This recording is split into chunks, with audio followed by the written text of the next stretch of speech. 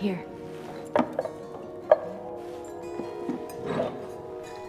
What are you doing? Something to take the edge off.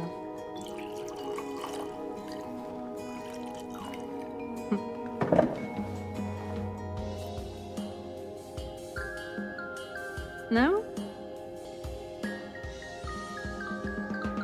Fine. Be that way. Here's to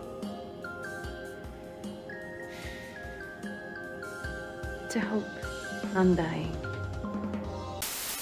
Well, it's that time once again, where I list my personal games of the year, and get to gush a little about some titles that I probably wouldn't have had time to devote entire videos to. The list is a lot shorter than the previous 2 years I've done this, with only 5 games and a few honourable mentions. Mainly because I didn't really finish a lot of new games this year for some reason. I bought a lot of new games, but haven't found the time to really sit down and play through them. Games like Dragon's Dogma 2, which I did really enjoy what I played of, and I loved its character creator. Just like the last 2 years as well, not every game in this video is a 2024 release. They're simply just games I played for the first time this year. And sadly, Indiana Jones and the Great Circle is not on this list, as my PC cannot even attempt to run it, and the PS5 version isn't due out for some time yet. So it'll probably be on next year's list if it's as good as people have been making it out to be. You know exactly what I want. Hand over the Dominant, and I'll leave you in peace. You would dare to make demands of me. Know your place, little lamb. Fool is the shepherd who heeds every bleat of the flock. And I will suffer yours no longer. So my first honourable mention goes to Final Fantasy XVI, which I have not finished at the time of writing, as I only just bought it a few weeks ago during the Christmas sales, but regardless, I've been finding it very enthralling and very hard to put down. The much darker and mature story tone I think is very refreshing for Final Fantasy, especially in contrast to how campy Final Fantasy VII Rebirth can be. I also quite like the more focused design of the gameplay and the combat, particularly in how you only play as Clive, giving you a bit more control over how you approach combat, compared to Rebirth where you have to learn the movesets of several different characters, which is also quite satisfying, don't get me wrong. It's kind of like Crisis Core in that sense, I guess, where you only played as Zack. It's also quite cool how the battle music is using a very similar motif to Don't Be Afraid from Final Fantasy VIII.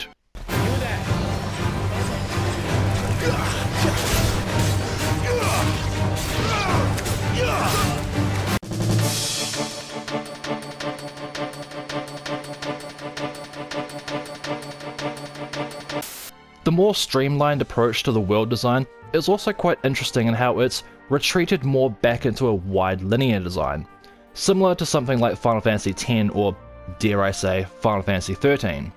The actual scale of the environments is impressive and the game is utterly gorgeous with beautiful lighting throughout, but the more streamlined nature of the level design is something I might discuss more in a future video I'm planning on Final Fantasy XV. So yeah, from what I played, Final Fantasy XVI is a refreshing and very fun action-driven entry in the series. Sorry, what? I know it can be an awkward question with the man sitting right next to you, but I mean, how do you feel about him in the role of Casey? Does he look the part to you? He looks exactly like I always imagined Casey to be. It's uncanny. Thank you. That means so much to me. My next honourable mention goes to Alan Wake 2, a game that I deliberately put off buying until a physical release was available, because I love my physical media. It's a sequel that I think definitely improves upon the original in almost every way.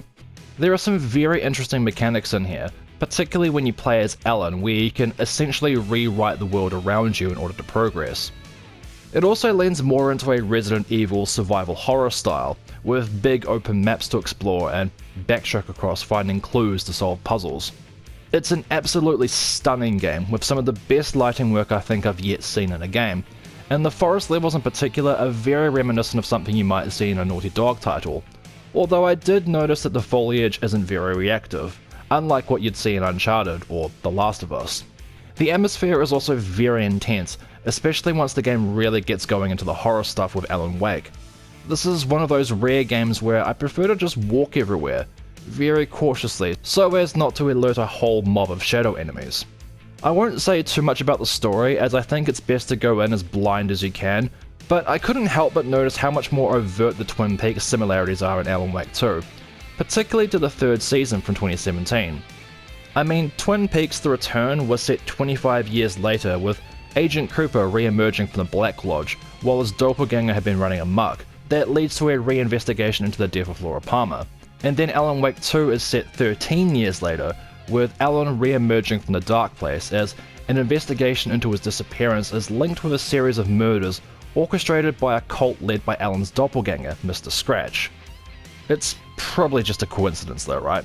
Regardless, Alan Wake 2 is a very weird and oftentimes very scary survival horror game, and I'm very intrigued to see what that beautiful man Sam Lake does next.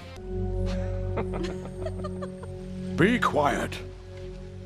I didn't mean to scare you tonight. And my final honourable mention goes to the Lord of the Rings Gollum, a deeply misunderstood and over-hated game that tells a tragic story about Smeagol, interwoven by genius stealth action gameplay, and I'm just fucking with you.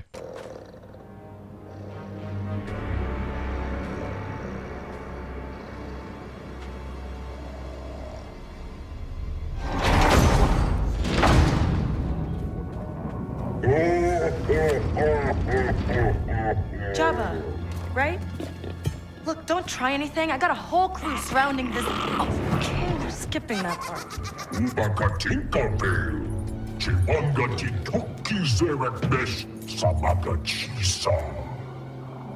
So?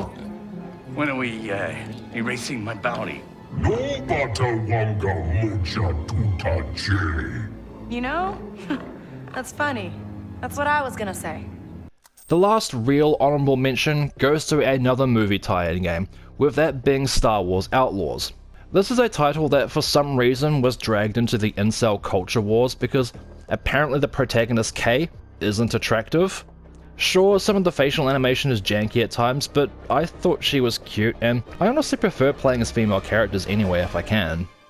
Now, the reason this is an honourable mention and not in the top 5 is because some of the actual criticism towards the game I think is valid.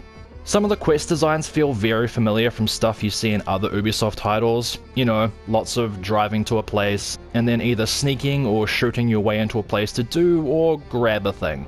The gunplay and the stealth are serviceable, with some improvements being made since release, and some of the story-centered quests are fairly well designed. I do think the syndicate system is fairly cool, however, where doing jobs for the different crime syndicates alters your status and can lock out certain jobs or make jobs more difficult if you fall out of favour with one of the syndicates. Kay as a character I think is fine. She's pretty much what the game needs her to be, which is a smuggler type character in the vein of Han Solo and Malcolm Reynolds. Kay's little alien friend Nyx is a real highlight to the game, and gave me flashbacks to Jak and Daxter, with how many amusing animations there are for Nyx, and the various different ways you can utilize them in gameplay, made me think of what could possibly be done with a hypothetical, probably never going to happen sequel to Jak and Daxter. Nyx, the blaster. Go to one. This really is one of those cases where the license of the IP does a lot of the heavy lifting. A lot of the enjoyment I had with Star Wars Outlaws was simply in exploring these worlds, and then shooting a bunch of stormtroopers. The art direction of Star Wars is implemented perfectly here, as you move through familiar looking cantinas and through the sandy alleys of Mos Eisley, and there are some stunning looking locations scattered across the game. This is a really stellar looking game, with Ubisoft's Snowdrop engine being pushed in some really impressive ways, particularly with the dynamic lighting. So if you're a big Star Wars fan, and it does feel like this was made with Star Wars fans in mind, this is an open world title that is fairly enjoyable and nowhere near as bad as folk on Twitter might say it is. And with that said, let's get into my top 5 games of 2024, starting with probably the biggest surprise.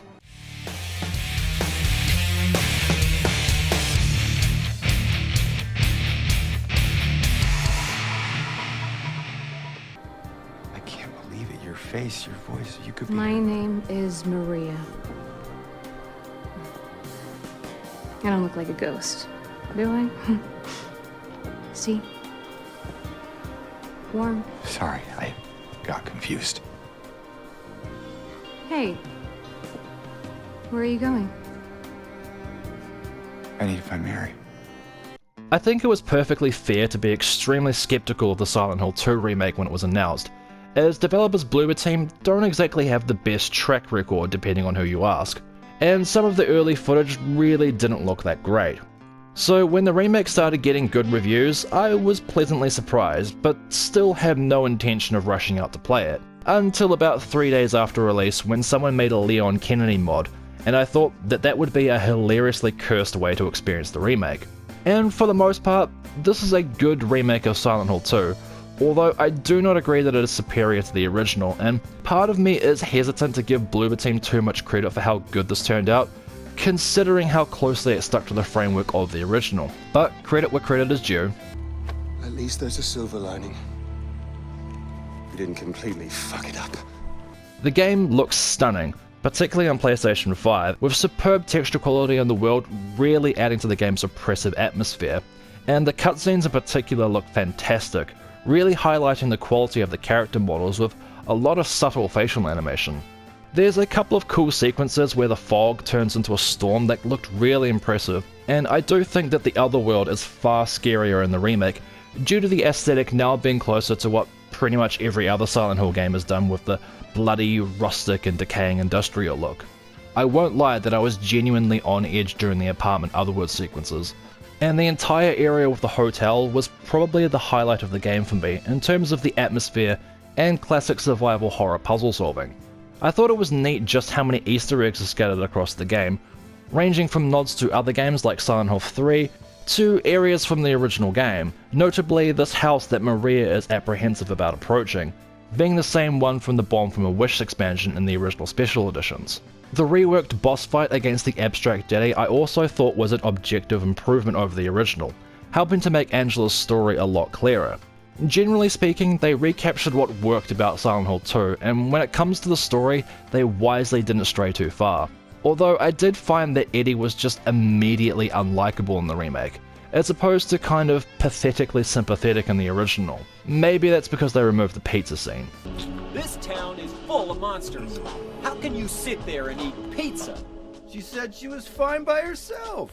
She said a fatso like me would just slow her down. Forget you. Ugh. This town's full of monsters. Who could just sit here and eat pizza? However, it's with the actual gameplay itself where I feel this remake suffers. Now, I'm not saying that the game plays badly, it's a perfectly fine modern horror game, but a lot of the changes Bloober have made to the game's structure wind up hurting the experience the further you get into it, namely in that it feels overly long. I was about 20 hours in by the time I got to the labyrinth section, where I said, Christ, this is a long game, which is usually a sign that a game is too long. Generally speaking, the structure is the same as the original, they've just bloated everything in between the main story beats, and a lot of the bloat isn't even necessarily new puzzles, it's just more forced combat sequences that start to get rather tedious after a while. There are some very obvious combat setups, like this one in the prison where you see a bunch of bodies lying everywhere with ammo pickups around, and I just knew that as soon as I grabbed whatever key item was here, all those bodies were going to wake up.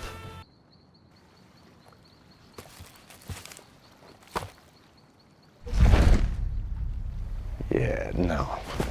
And the same thing that happened to Yahtzee happened to me in the opening area, where I missed a coin that I thought was logically locked in a grocery store because there was a puzzle required to figure out the door code. But instead it was just an optional area, and then I ended up running around smashing windows for 20 minutes looking for a coin. Whoa! Hey! Why'd you do that? Still, as it stands, the Silent Hill 2 remake was a lot better than I think most people expected it to be. It's not better than the original in my opinion, it's kind of on par. There are things this remake definitely does better, specifically in terms of having better combat mechanics and an overall scarier tone with the storming fog sequences and the redesigned Otherworld aesthetic. But the original remains a much tighter and more unique experience, with a lot more subtlety. Like, the fixed camera perspectives created a certain emotional distance from James, as if we were merely observing him, rather than being him. There was also a certain ambiguity in the visual language of the game itself that's lost in the remake with the other world being redesigned. Yes, it is definitely scarier, but it now makes it easier to delineate what is real and what's been conjured by James's tortured subconscious. Whereas in the original, the other world just looked like dirty abandoned buildings. The flooded and fire-damaged version of the hotel at the end could be the hallucination just as easily as the clean version from earlier could be too, and that's what made the experience so unsettling. It's basically what I said in my Silent Hill 2 and Preservation video, that the remake is fundamentally a different experience from the original, even though the broad strokes of the story are pretty much the same. I probably would have placed Alan Wake 2 here, but I already knew that game was going to be good, so I'm giving this entry to Silent Hill 2 because it defied a lot of expectations. Overall, I think I still prefer the original, but I still really enjoyed my cursed playthrough of Leon's worst vacation ever.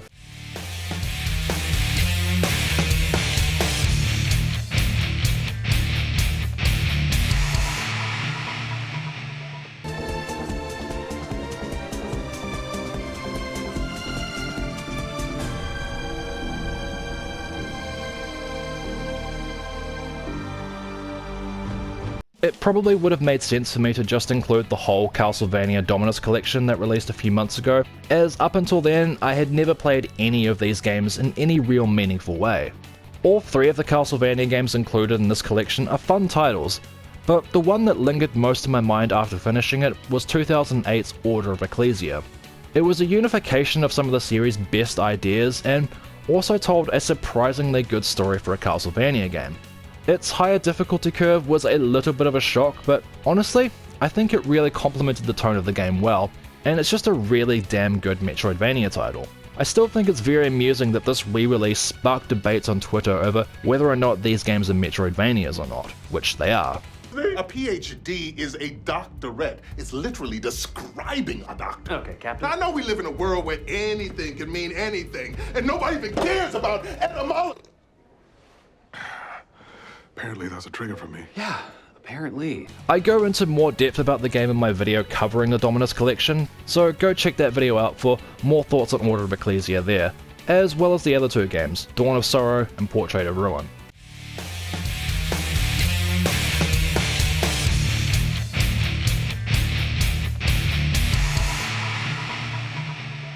This one. It was the source of the attack. Attack? What's she talking about, Chief? Is everyone trying to kill you? It kinda seems like it. Oh, wait. You're being sarcastic. He's fun, I like him.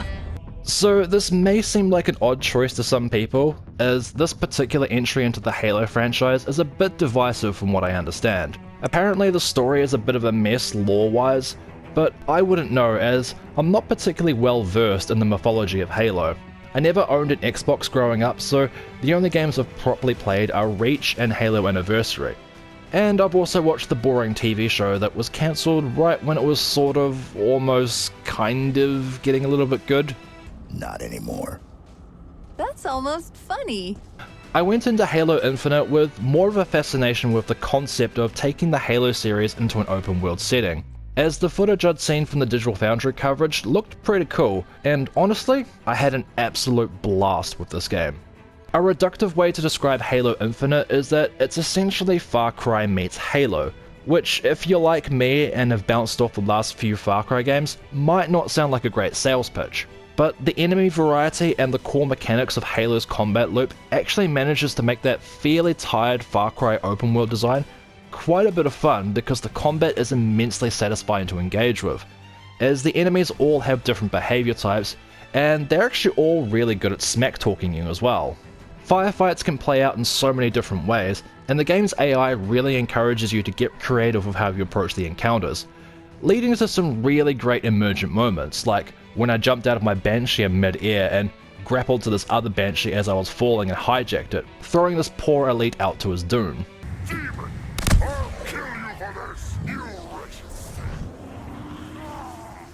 Oh yeah, this game has a grappling hook too that somehow never gets tiring to use, as you can now pick up explosive barrels throughout the game and throw them at enemies, which is always hilarious as you watch them go flying with Halo's satisfying ragdoll physics. I am planning to do a video this year covering the Halo Master Chief Collection. As I said, I've only really played Halo 1 and Reach, so who knows? My thoughts on Halo Infinite could change at a later point in time once I've played the rest of the series and have a better grasp on the lore. But for now, Halo Infinite was one of the most fun games I played in 2024.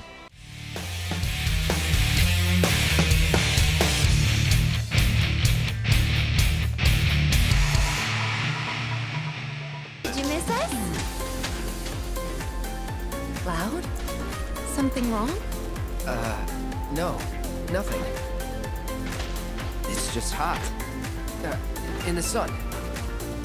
Speaking of which, you guys should probably put on sunscreen. You might want to go first. Possibly my most anticipated title of 2024 was Final Fantasy VII Rebirth, the second installment in Square Enix's FF7 Remake trilogy thing. It's kinda hard to talk about Rebirth story-wise without issuing a massive spoiler warning for essentially the entire story of Final Fantasy VII, as the ending of Remake revealed that there is some alternate timeline multiverse stuff going on, with Zack somehow defying his original fate of dying to save Cloud at the end of Crisis Core, which was set before the events of Final Fantasy VII. The game immediately kicks off with you playing as Zack arriving in Midgar and rushing off to save Aerith in a fun little action sequence, before it pivots back to where Remake left off with Cloud and the gang in Calm. Here it goes back to reimagining the core of the original story, much in the same vein as Remake, and it does that really well, with the new voice actors really bringing these beloved characters to life in some beautiful ways, particularly all of the stuff with Cloud and Tifa. But I have to be honest that I was most excited every time the game would cut back to Zack, as I tried to figure out what the heck they were doing bringing him back to life, and how it tied into the original continuity. I also have to give props to Caleb Pierce, Zack's new voice actor, who I kind of didn't really like all that much in Crisis Core Reunion. His performance was a lot better in Rebirth, even though I still prefer Zack's original actor. It was also a nice surprise to see them bring back Cisne from Crisis Core as well. This is so messed up. All of it.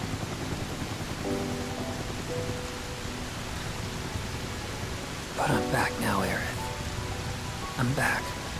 Rebirth recreates many of the iconic moments from this portion of the original game quite wonderfully, and the way that they added even more depth to these characters with the extra time afforded to focus on the character dynamics was often beautiful and heart-wrenching, particularly all the stuff, again, between Cloud and Tifa. You saved me before. Now it's my turn.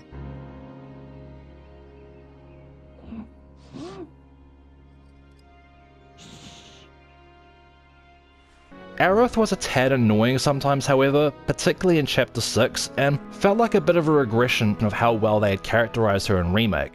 Oh, lighten up. We're trying to enjoy ourselves. Trying to get paid. You're no fun at all today. Well, for the record, I am treating this as a date. I wish you wouldn't. The game's tone can feel a bit all over the place sometimes, more so than Remake, which felt a bit more grounded. It can get pretty campy at times, but I also forget that the original was also really weird at times too. And honestly, the campiness was likely just whiplash from going from Final Fantasy XVI back to Rebirth to recapture footage for this video. In terms of the actual gameplay experience, the combat builds on what made Remake a lot of fun, with more focus on actually playing as the other characters this time with the synergy system. How this works is that every time a character executes an ability, they gain a synergy point, and when two characters have the same number of synergy points, they can perform devastating team attacks. This is a great incentive to want to put the effort into grinding and unlocking all the best stats for every character, especially since there are a lot more sequences where you're forced to play as other characters this time. The shift into a more open world style design is fascinating, especially in comparison to the original game that used a far more simplistic looking overworld design. Rebirth actually makes you physically trek across its world, and more often than not, it's a breathtaking world to explore that really seems to be pushing the Unreal Engine hard. Much like Remake, what impresses most is the sheer scale of the locations you explore, with you often being able to see far off into the distance, bringing the world of Final Fantasy VII to life in a way that we've never really seen before. And the vast majority of what you can see is real now too, compared to Remake's heavy usage of high detail skyboxes, which did what that game needed given the somewhat smaller scale. I'm planning a future video to discuss the open world nature in more detail, so I'll save my thoughts and critiques for then. But I will say, why did they triple down on how much Chadley we had to endure in Rebirth? This is great. I had no idea Captain Holt was interested in food. I have zero interest in food. One of my major gripes that I have with Rebirth is all of the fucking minigames. Yes, I know the original was full of them too, it's just that I honestly didn't find many of them to be all that fun, except for maybe Queen's Blood and the Chocobo races. It wouldn't bother me so much if there weren't points in the main story where you're more or less obligated to engage with some of these minigames, and it's where I feel the game's overall pacing is hurt the most. Parts of the game do feel a bit bloated for no real good reason too, like the bit in Chapter 8 when Barrett goes missing and just as you go to look for him, everyone is kidnapped and Cloud is forced to do a bunch of fairly boring fetch quests and minigames, and it just felt unnecessary considering how big the game already is. It sometimes made me miss the more focused linearity of Remake. Oh, fate is so cruel, depriving me of Tifa and beachwear! Nonetheless, Final Fantasy VII Rebirth is still a very engaging action RPG and a fascinating reimagining of that story, with an ending that makes the wait for the final installment all the more agonizing.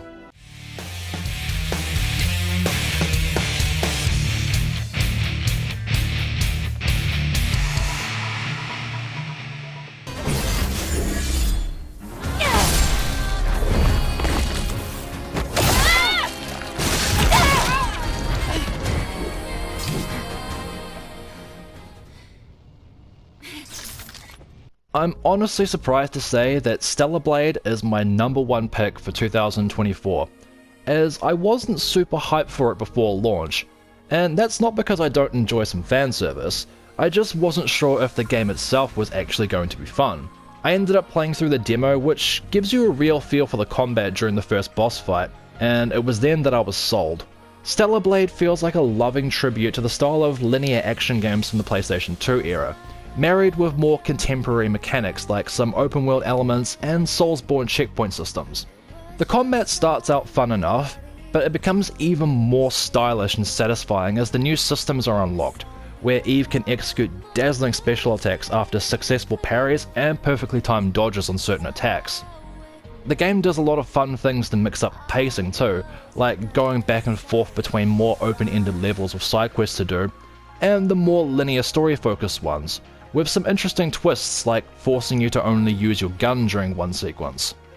It's a very attractive looking game too, with great art direction for all the different environments Eve will visit, from the post-apocalyptic cities to the more natural outdoor areas. The animation work is superb too, particularly during combat, with Eve's moveset being very sleek, and there are some really good cinematic set pieces too, that feel reminiscent of stuff seen in the PS3 Uncharted era. One of the game's more controversial selling points is how customizable Eve is, and it's actually quite impressive just how many options there are to unlock for her appearance, from hairstyles through to outfits, many of which can be unlocked through completing side quests, and some have been added in post-launch as free DLCs. Some of them are more fan-servicey than others, there's no denying that, and it's unfortunate that a lot of the discourse surrounding Stellar Blade has mostly been about Eve's appearance. Similar with the Dead or Alive fighting games, the focus on Stellar Blade's fan service kind of betrays how good the actual combat mechanics of the game are, just like how Dead or Alive has a deep parry-focused fighting system, but one look at the DLC list would make you think otherwise.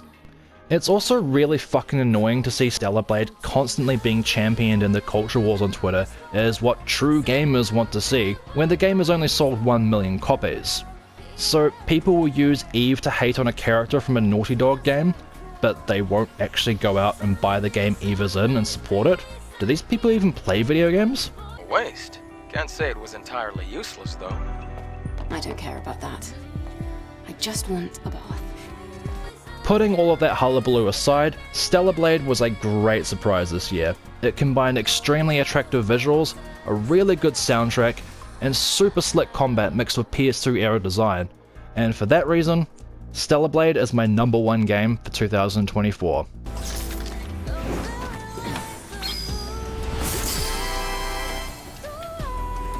Which brings me to the end of another year doing this YouTube thing.